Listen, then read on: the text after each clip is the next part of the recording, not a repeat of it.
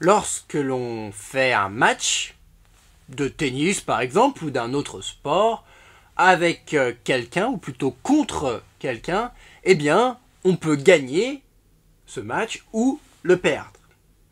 Évidemment, si l'on a gagné le match, on est donc le gagnant. Si l'on a perdu le match, eh bien on est le perdant. Gagnant, perdant. Si on a gagné le match, si l'on a donc gagné contre quelqu'un d'autre, eh bien, on peut dire que l'on a battu cette autre personne. On utilise donc le verbe battre. Au contraire, si l'on a perdu le match, si l'on est le perdant, on peut dire que l'on a perdu, que l'on s'est fait battre par l'autre personne. Hein?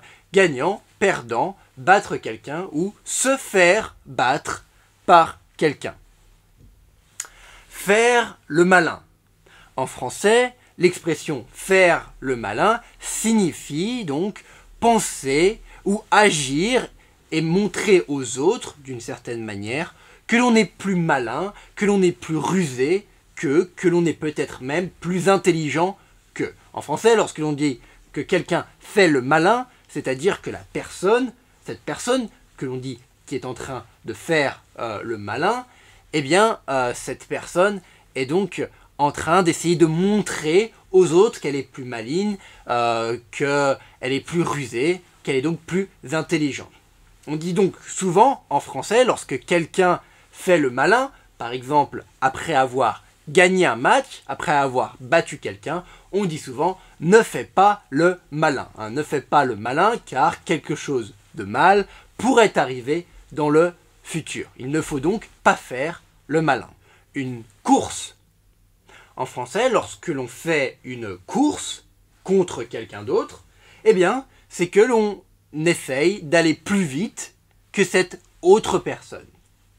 Une course de vélo, par exemple, est donc plusieurs personnes qui essayent d'aller le plus vite possible en vélo, plus vite que les autres, arriver à vélo, à l'arrivée donc, plus vite que les autres. Une course de vélo.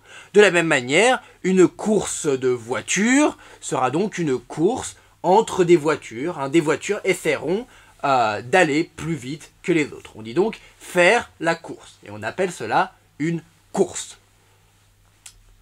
Un défi.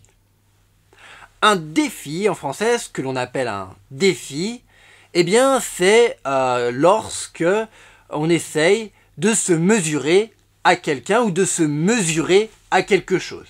C'est-à-dire, lorsqu'il y a un défi, c'est donc quelque chose de relativement difficile à atteindre et auquel il faut se mesurer. On dit alors, lorsque l'on veut accepter un défi, on dit que l'on veut relever le défi. Relever le défi, c'est donc accepter d'essayer d'arriver donc à faire ce défi.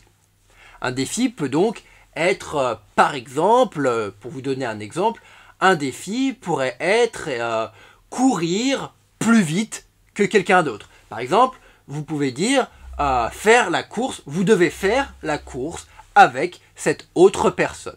Votre défi est donc de battre cette autre personne, d'aller plus vite qu'elle. Si vous acceptez de relever le défi, eh bien c'est que vous acceptez donc de faire ce défi, vous acceptez de faire la course avec cette autre personne. Nul. En français, lorsque l'on utilise l'adjectif nul, si par exemple je vous dis que je suis nul, eh bien cela signifie que je suis vraiment pas bon. Je ne suis vraiment pas bon du tout, je suis nul. Je peux par exemple vous dire, eh bien moi je suis nul en tennis. Je suis nul en tennis, c'est-à-dire je ne suis vraiment pas bon en tennis, je suis nul. Un championnat. En français, ce que l'on appelle un championnat, eh bien c'est une compétition. C'est une compétition de sport, donc un championnat, c'est une compétition où il y a plusieurs athlètes, plusieurs personnes qui font le championnat, qui sont en compétition dans le championnat, ou alors plusieurs équipes Hein, si l'on parle de sport collectif, il y aura plusieurs équipes. Si l'on parle de sport individuel, il y aura plusieurs athlètes, il y aura plusieurs sportifs. Donc un championnat est donc une compétition avec plusieurs athlètes, plusieurs équipes qui vont donc essayer de jouer les uns contre les autres, essayer de se battre pour à la fin essayer donc de gagner le championnat. Il y a donc plusieurs épreuves, plusieurs matchs par exemple dans un championnat. Plusieurs choses et à la fin la personne qui a gagné le plus de matchs, la personne qui gagne le match final peut-être, eh bien gagne donc le championnat. On peut par exemple parler de championnat du monde, c'est-à-dire où il y aura des athlètes ou des équipes qui viennent du monde entier, ou alors de championnat d'Europe, par exemple, où il y aura des athlètes et des équipes qui viennent d'Europe, du continent européen. Il y a par exemple des championnats d'Europe de handball. Le handball est un sport donc, qui se pratique avec les mains. C'est un sport qui est très populaire en France, car l'équipe de France de handball s'est imposée comme l'une des meilleures du monde. Une autre nation en Europe qui est assez forte en handball est l'Islande. L'Islande est un petit pays du nord-ouest de l'Europe, c'est une île, et donc on appelle cette île l'Islande. Se poser. En français, on peut dire se poser devant la télé. Par exemple, cela signifie s'asseoir, se mettre confortablement devant une télé sans bouger. Lorsque l'on dit « Oh, j'ai envie de me poser devant ma télé », généralement donc c'est dans un registre familier, on dit « Je vais me poser devant ma télé », c'est-à-dire « Je vais m'installer devant ma télé et je ne vais plus bouger, je vais simplement regarder la télé ». Se poser devant la télé.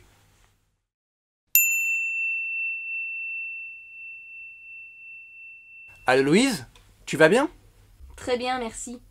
Je me disais qu'on aurait pu remettre cette partie de tennis de dimanche dernier. Pourquoi? Tu n'aimes pas perdre? Ne fais pas le malin. Tu as gagné une fois, mais la prochaine fois, je te battrai. On verra ça. Non, mais sinon, ça serait peut-être sympa de faire un sport différent, non? Oui, pourquoi pas? Qu'est-ce que tu dirais d'aller nager? Avec plaisir. On pourrait se faire une course du coup. Est-ce que tu en fais régulièrement, toi, de la natation? J'en fais 2 fois par semaine. Oula, parce que moi je ne vais jamais nager. Je suis un peu nul à vrai dire. Mais ce n'est pas grave. Je relève ton défi. On se fera une course ce week-end à la piscine. Haha, le perdant paye le resto, d'accord? Ça marche. Bon, et qu'est-ce que tu as de prévu pour ta soirée? Je vais me poser devant la télé. Il y a un match de handball que je veux regarder. C'est quoi comme match? France-Islande. C'est un match des championnats d'Europe. Ah, je ne savais pas que c'était en ce moment les championnats d'Europe de hand. Bon, je ne vais pas te déranger alors. On se voit ce week-end pour notre petite compétition de natation. Sans faute.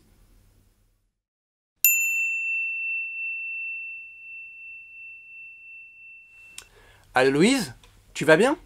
Très bien, merci. Je me disais qu'on aurait pu remettre cette partie de tennis de dimanche dernier. Pourquoi? Tu n'aimes pas perdre? Ne fais pas le malin. Tu as gagné une fois, mais la prochaine fois, je te battrai. On verra ça. Non, mais sinon, ça serait peut-être sympa de faire un sport différent, non? Oui, pourquoi pas? Qu'est-ce que tu dirais d'aller nager? Avec plaisir. Dans ce dialogue numéro 2 de cette leçon numéro 30, Adrien et Louise se parlent à nouveau au téléphone pour essayer de planifier, donc d'organiser quelque chose pour le week-end qui arrive. Louise propose donc à Adrien de remettre la partie de tennis qu'ils ont fait ensemble le week-end précédent, donc le dimanche dernier. Dimanche dernier, c'est-à-dire le dimanche d'avant, le dimanche de la semaine dernière, le dimanche dernier. De remettre cette partie de tennis, comme l'explique Louise, c'est-à-dire de refaire la partie de tennis qu'ils ont fait. Remettre quelque chose, on l'a déjà expliqué, c'est refaire quelque chose. Remettre quelque chose à plus tard, c'est retarder quelque chose, ne pas faire cette chose maintenant, mais la faire plus tard. Par contre, remettre quelque chose, simplement dit de cette manière, eh bien, cela signifie généralement refaire quelque chose que l'on a fait. Donc, Louise veut remettre ça, elle veut refaire la partie de tennis qu'elle a faite avec Adrien le dimanche dernier. Adrien répond donc à Louise, « Ah, pourquoi ça? Tu n'aimes pas perdre ?» On comprend donc ici que c'est Louise qui a perdu, donc, ce dimanche dernier, lorsqu'elle a joué contre Adrien au tennis. Elle a perdu, c'est donc Adrien qui a gagné. C'est donc Adrien le gagnant et Louise la perdante lors de leur dernier match de tennis qu'ils ont joué l'un contre l'autre. Donc Adrien est en train de demander à Louise si, vu qu'elle n'aime pas perdre, est-ce que c'est donc la raison pour laquelle elle veut jouer encore, elle veut remettre cette partie de tennis pour essayer cette fois-ci de battre Adrien. Louise répond alors à Adrien, ne fais pas le malin, ne fais pas le malin et n'essaye pas de me montrer que tu es plus malin, plus rusé, plus intelligent que moi. Ne crois pas que tu es si fort que ça. Donc voilà ce que dit Louise à Adrien. Ne fais pas trop le malin. Tu as gagné dimanche dernier. Tu as gagné donc la dernière fois. Mais la prochaine fois, tu as gagné une fois. Mais la prochaine fois que l'on jouera, que l'on fera un match ou une partie donc de tennis l'un contre l'autre, eh bien je te battrai, c'est-à-dire je gagnerai contre toi. C'est ce que Louise dit à Adrien. Adrien répond donc alors à Louise, oui, on verra ça. C'est-à-dire, eh bien, avant de dire que tu me battras, on verra après que l'on ait rejoué, après que l'on ait remis cette partie de tennis. On verra ça. Et Adrien ensuite propose à Louise quelque chose de différent. Il dit, ça serait peut-être plus sympa, mieux, donc, de faire un sport différent, non ? Ça serait peut-être mieux de faire quelque chose d'un peu différent, puisque l'on a déjà fait une partie de tennis, et bien peut-être que ce week-end, on pourrait faire un sport différent. Quelque chose d'autre, donc, que le tennis. Adrien dit donc non, c'est-à-dire qu'est-ce que tu en penses? Est-ce que tu es d'accord avec moi? Louise est d'accord puisqu'elle répond oui, pourquoi pas? Et elle ajoute donc ensuite, qu'est-ce que tu dirais d'aller nager? Qu'est-ce que tu dirais? Elle utilise le conditionnel ici avec le verbe dire. Qu'est-ce que tu dirais? C'est-à-dire qu'est-ce que tu en penses? Est-ce que tu voudrais aller nager? Est-ce que ça te dirait? Est-ce que ça t'intéresserait donc d'aller nager, d'aller faire de la natation, d'aller nager ensemble?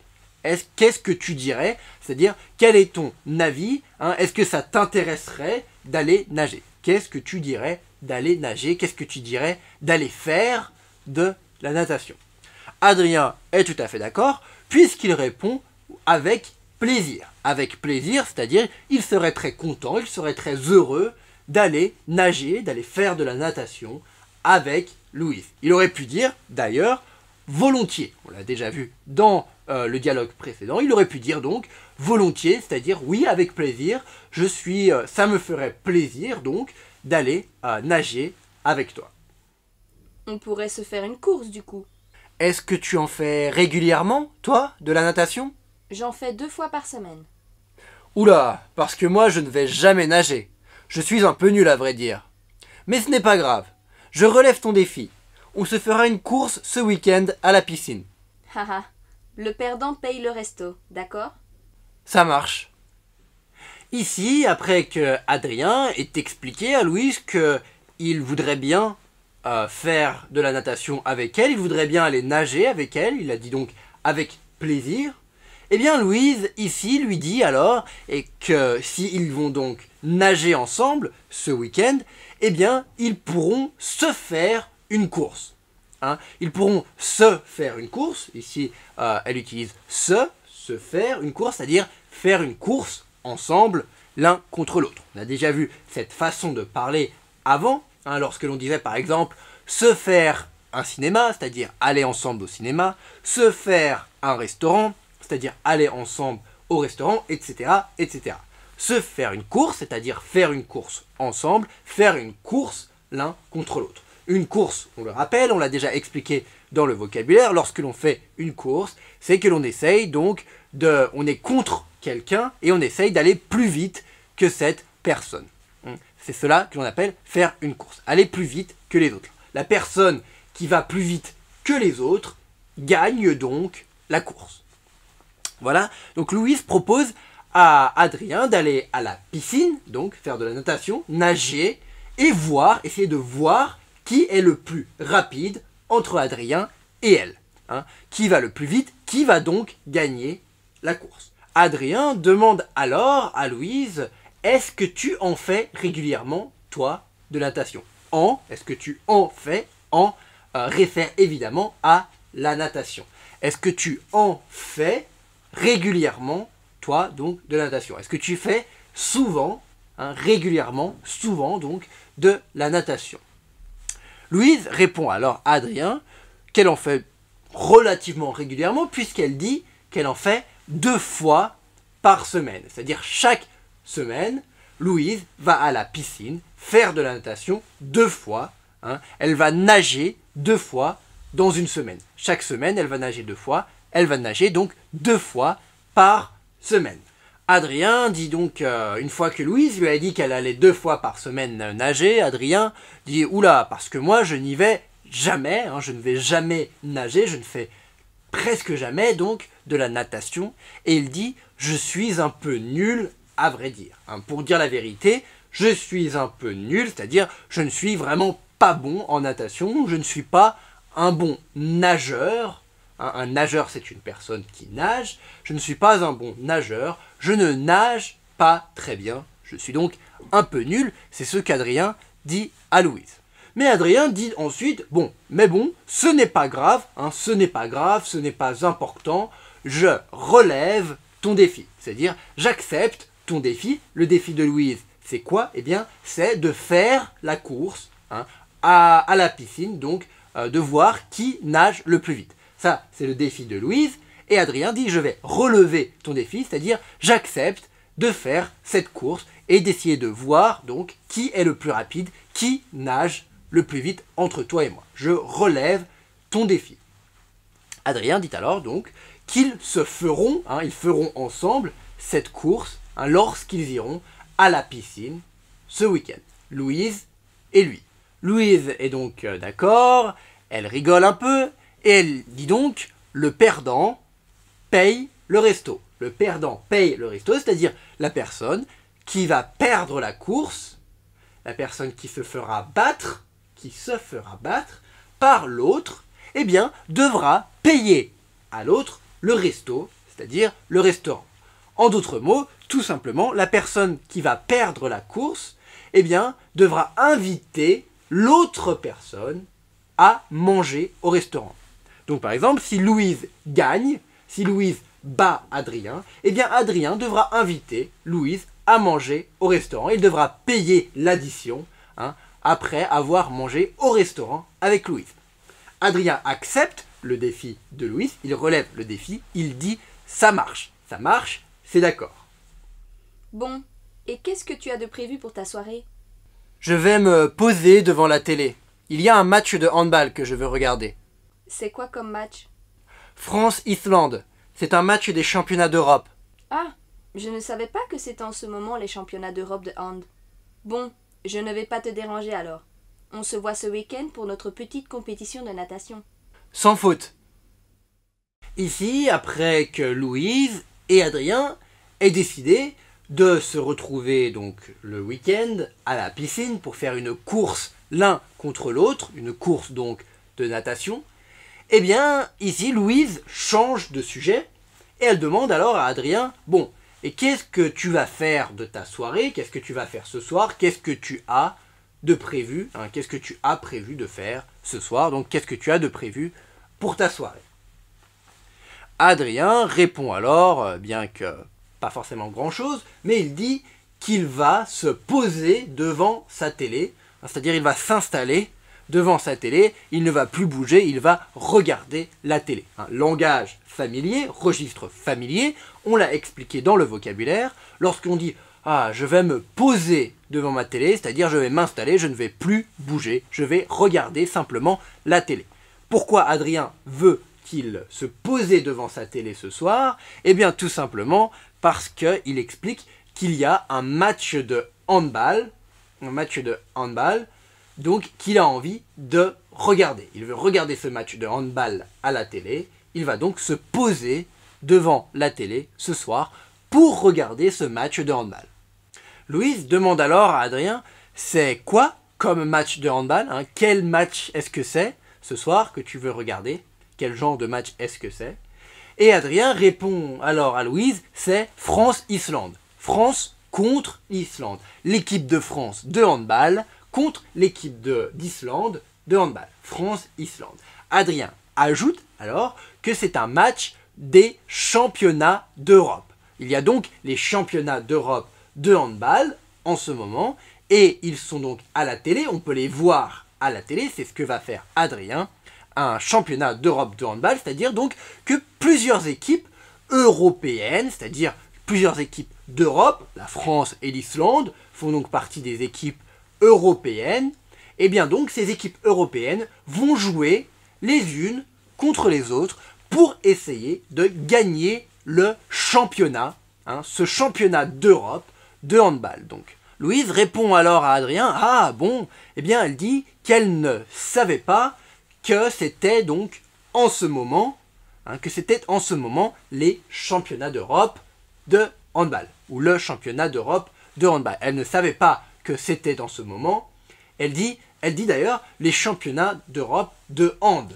De hand, elle dit juste de hand plutôt que de dire de handball. Hein. Le hand, lorsque l'on parle de sport, si on dit « Ah, j'aime bien regarder le hand », eh bien on sait en français que l'on réfère au handball. Pourquoi? Eh bien, c'est la même chose que le basket. Hein. On dit le basket, on ne dit pas le basketball ou le basket. Pareil pour le football ou le football. On dit le foot, hein, etc., etc. On dit généralement pas forcément le mot en entier. Ici, c'est la même chose. Pour le handball, on dit le hand en France.